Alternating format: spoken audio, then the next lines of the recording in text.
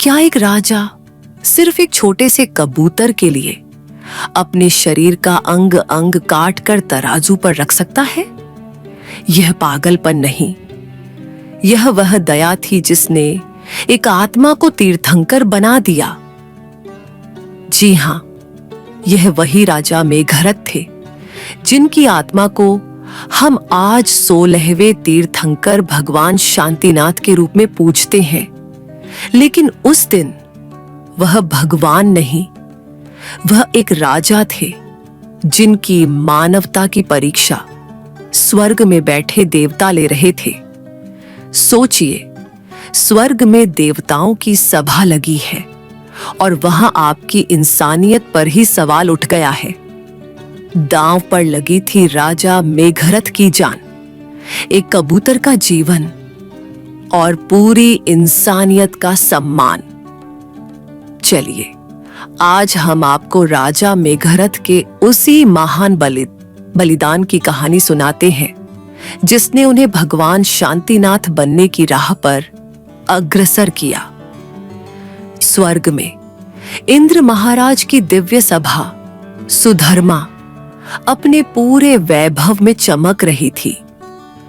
करोड़ों मील तक फैली उस सभा में देवता अपने सिंहासनों पर विराजमान ब्रह्मांड के रहस्यों पर चर्चा कर रहे थे। तभी एक देव ने पृथ्वी की ओर देखते हुए कहा, आह!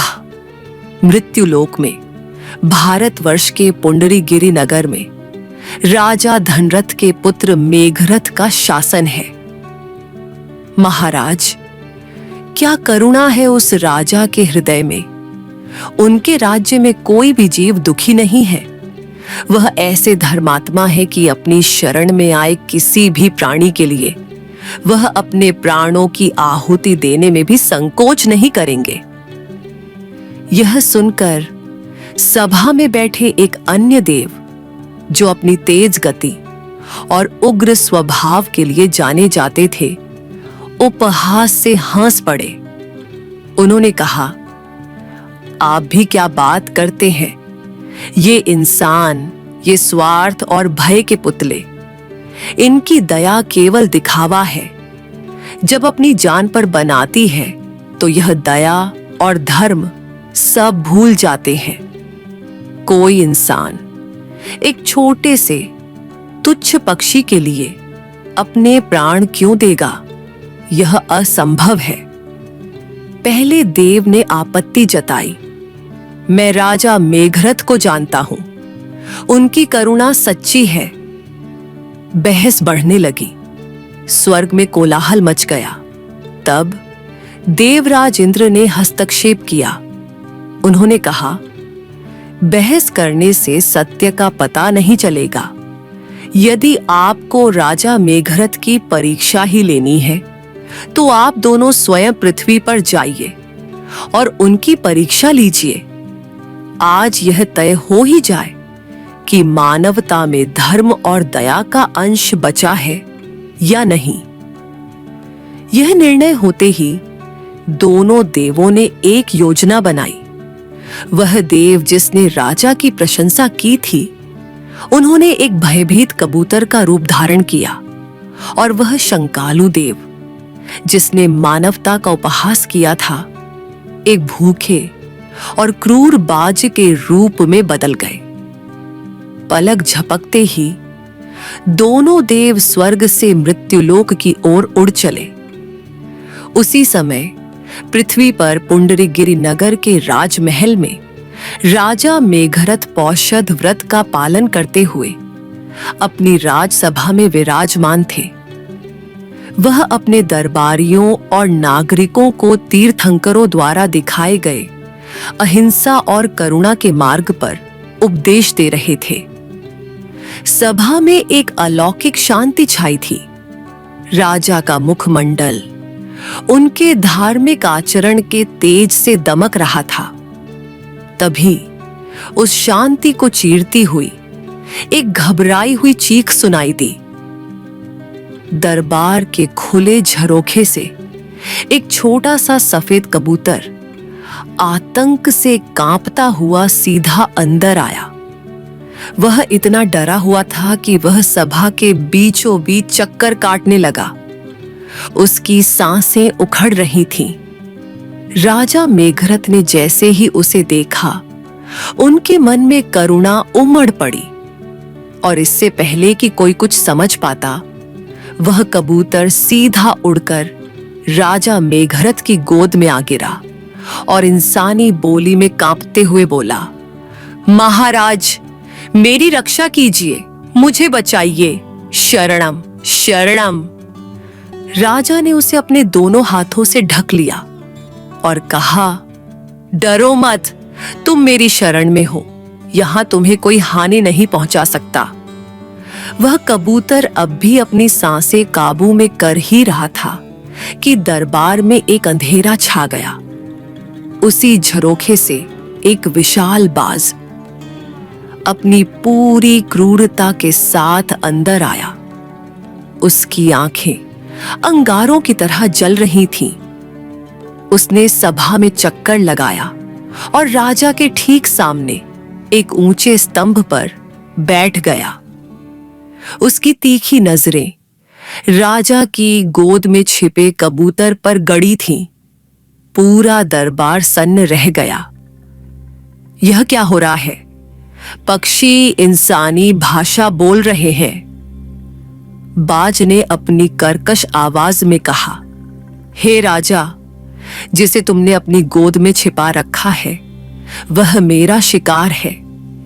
मैं सुबह से इसका पीछा कर रहा हूं। यह मेरा भोजन है। धर्म यही कहता है कि अब मेरा भोजन मुझे लौटा दें। राजा मेघरथ, जो पहले ही समझ गए थे कि यह कोई सामान्य घटना नहीं है, ने शांत और दृढ़ स्वर में उत्तर दिया, हे पक्षीराज, यह सत्य है कि यह तुम्हारा भोजन हो सकता था, लेकिन अब यह मेरी शरण में है और एक क्षत्रिय राजा का धर्म है कि वह अपनी शरण में आए किसी भी प्राणी की अपने प्राणों की कीमत पर भी रक्षा करे। यह कबूतर अब तुम्हारा शिकार नहीं, मेरी जिम्मेदारी है। बाज, जो वास्तव में वह शंकालु देव था, ने व्यंग्य से कहा, जिम्मेदारी? और मेरा धर्म क्या है? मैं एक मांसाहारी पक्षी हूं। शिकार करना और मांस खाना मेरा स्वभाव और मेरा धर्म है। अगर मैंने आज शिकार नहीं किया तो मैं भूख से मर जाऊंगा। मेरे घोंसले में मेरे बच्चे मेरा इंतजार कर रहे हैं, वह भी भूख से तड़प कर मर जाएंगे। आप इसे कबूतर को बचाकर मुझे और मेरे पूरे परिवार की हत्या का पाप अपने सिर ले रहे हैं। क्या यह न्याय है राजा? राजा मेघरथ एक पल के लिए सोच में पड़ गए। बाज की बात में भी तर्क था। वह उसे भूखा नहीं मार सकते थे, यह भी अधर्म होता। राजा ने कहा, हे बाज, तुम्हारी भूख जायज है। मैं तुम्हें भूखा नहीं मरने दूंगा। मैं तुम्हारे लिए भोजन की व्यवस्था करता हूं। राजा ने अपने सेवकों को आदेश दिया कि शाही रसोई से बेहतरीन फल, मिठाइयां और अनाज लाया जाए। सेवकों ने तुरंत टोकरियां भर भर कर स्वादिष्ट पकवान बाजर के सामने रख दिए। बाज ने उस भोजन की ओर देखा और जोर से हंसा। राजा, तुम मेरा अपमान कर रहे हो। मैं कोई इंसान या शाकाहारी पक्षी नहीं हूं जो यह घास फूस खाऊंगा।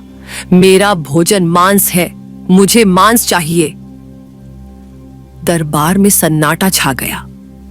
राजा के एक मंत्री ने आगे बढ़कर कहा, महाराज, यह बाज मांस मांग रहा है। आप इस तुच्छ कबूतर के लिए क्यों चिंतित हैं? हम अभी कसाई खाने से मांस मंगवा देते हैं। आपका जीवन और आपका धर्म इस पक्षी से कहीं अधिक मूल्यवान है। राजा मेघरथ ने मंत्री की बात सुनी और उनकी आंखें दुख से भर आईं। उन्होंने कहा, नहीं मंत्रीवर, यह तुम क्या कह रहे हो? अगर मैंने इस बाज का पेट भरने के लिए कसाई खाने से मांस मंगवाया तो इसका अर्थ होगा कि मेरी वजह से किसी और निर्दोष जीव की हत्या होगी। मैं एक को बचाने के लिए दूसरे की मृत्यु का कारण नहीं बन सकता। यह घोर पाप होगा। राजा ने एक पल के लिए आंखें बंद की, जैसे उन्होंने कोई अंतिम निर्णय ले लिया हो। उन्होंने आंखें खोली और सीधे बाज की आंखों में देखते हुए कहा, हे बाज, तुम भी भूखे नहीं रहोगे और यह कबूतर भी सुरक्षित रहेगा। तुम्हें मांस चाहिए और मैं तुम्हें मांस दूंगा। इस कबूतर के बदले तुम मेरा मांस ले लो। यह सुनते ही पूरी सभा में हाहाकार मच गया। रानियां रोने लगी, मंत्रीगण नहीं, महाराज नहीं कहकर चिल्लाने लगे। लेकिन राजा अपने निर्णय पर अटल थे।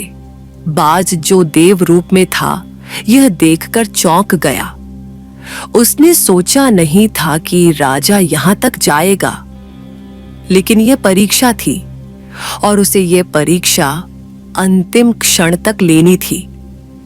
बाज ने अपनी क्रूरता का मुखौटा पहने रखा और कहा, सोच लो राजा, मुझे कोई आपत्ति नहीं है, लेकिन मेरी एक शर्त है। मुझे ठीक उतना ही मांस चाहिए जितना इस कबूतर का वजन है, न एक रत्ती कम, न एक रत्ती ज्यादा। राजा ने तुरंत कहा, मुझे स्वीकार है। सभा में तुरंत एक बड़ा तराजू लाने का आदेश दिया गया। दरबार के बीचों बीच तराजू रखा गया।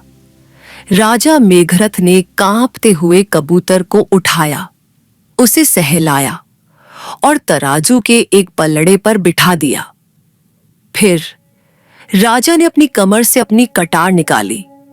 सभा में उपस्थित सभी लोगों ने अपनी आंखें बंद कर ली। राजा ने अपनी जांघ की ओर देखा, एक गहरी सांस ली और अपनी ही जांघ से मांस का एक बड़ा टुकड़ा काट लिया। रक्त की धारा बह निकली। राजा ने पीड़ा से सिसकारी भी नहीं भरी और उस मांस के लोथड़े को तराजू के दूसरे पल्लड़े पर रख दिया। लेकिन यह क्या, कबूतर का पलड़ा अभी भी भारी था। तराजू टस से मस नहीं हुआ। बाज ने कहा, राजा, मैंने कहा था वजन बराबर होना चाहिए, यह काफी नहीं है। राजा मेघरथ ने अपनी दूसरी जांघ से मांस का एक और टुकड़ा काटा। पीड़ा असहनीय थी, लेकिन उनके चेहरे पर शांति थी। उन्होंने वह टुकड़ा भी पलड़े पर रखा। तराजू फिर भी नहीं हिला। कबूतर का पलड़ा भारी का भारी रहा। अब राजा ने अपनी भुजाओं से मांस काटना शुरू कर दिया। एक टुकड़ा, फिर दूसरा, फिर तीसरा। राजा का शरीर रक्त से लथपथ हो गया। वह कमजोर होकर कांपने लगे। दरबार में लोग रो रो कर बेहाल थे। महाराज, रुक जाइए, इस पक्षी को बाज को दे दीजिए, राज्य अनाथ हो जाएगा। लेकिन राजा मेघरथ ने किसी की नहीं सुनी। वह बस मांस काटते रहे और पल्लड़े पर रखते रहे। पर हर बार कबूतर का वजन रहस्यमयी तरीके से बढ़ जाता था। राजा का लगभग आधा शरीर कट चुका था, लेकिन वह पलड़ा जरा भी ऊपर नहीं उठा। राजा समझ गए कि यह कोई साधारण कबूतर या साधारण बाज नहीं है। यह कोई दिव्य माया है। यह उनके धर्म की, उनकी करुणा की अंतिम परीक्षा है। उनके शरीर में अब मांस बचा ही नहीं था कि वह और काट सके। वह रक्त की कमी से लगभग मूर्छित होने वाले थे। उन्होंने कटार फेंक दी।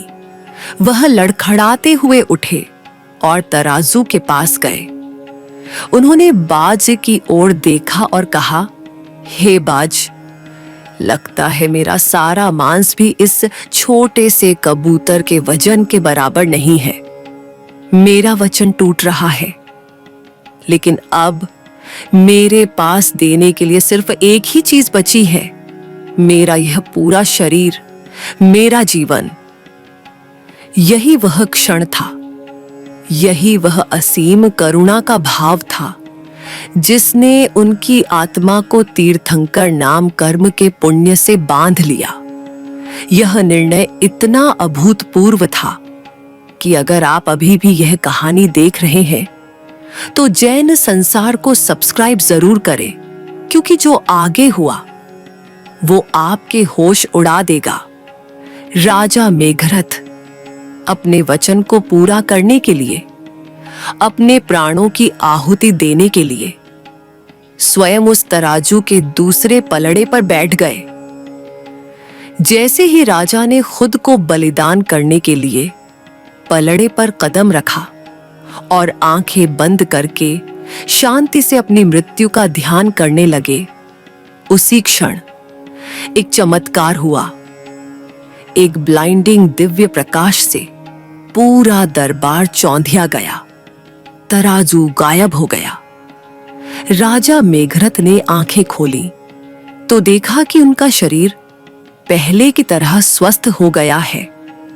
घाव का एक भी निशान नहीं था और उनके सामने वह कबूतर और बाजरा नहीं, बल्कि दो तेजस्वी देवता अपने असली स्वरूप में खड़े थे। वह बाज बना शंकालु देव राजा के चरणों में गिर पड़ा। हे राजन, हमें क्षमा कीजिए, आप धन्य हैं, आप सच में धन्य हैं।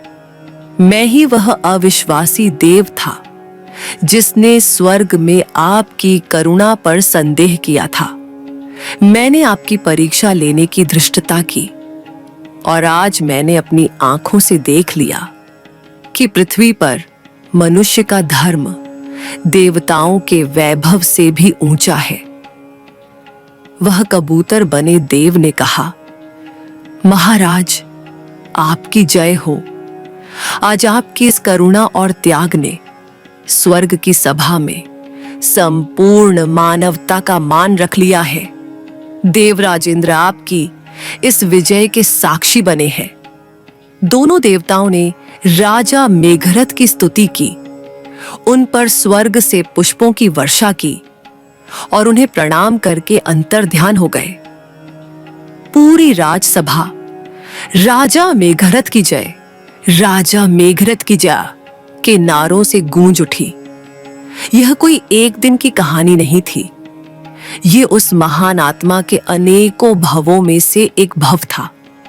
यही राजा मेघरथ की आत्मा अपनी इसी असीम करुणा, अहिंसा और त्याग के बल पर कर्मों का क्षय करते हुए आगे चलकर हमारे 16वें तीर्थंकर, शांति के प्रतीक भगवान शांतिनाथ के रूप में जन्मी।